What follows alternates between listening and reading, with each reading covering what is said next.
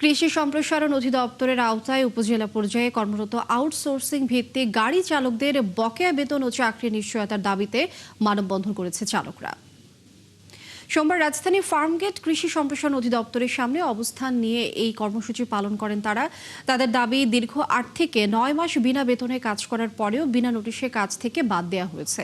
এই সময় 8 মাসের বকেয়া বেতন পরিশোধ ও চাকরিতে পুনর্বহালের দাবি জানান তারা।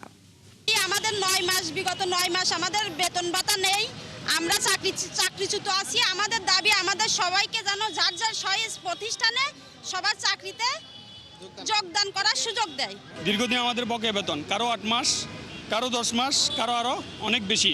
যে টেন্ডার জটিলতা, এই টেন্ডার জটিলতা এই পায়তারাতে আমরা বিভিন্ন মহল থেকে খবর পেয়েছি, তারা আমাদেরকে ছাঁটাই করার জন্য একটা পায়তারা করতেছে। আমাদের চাকরি পুনর্বহাল চাই, আমাদের 8 মাসের বকেয়া বেতন চাই।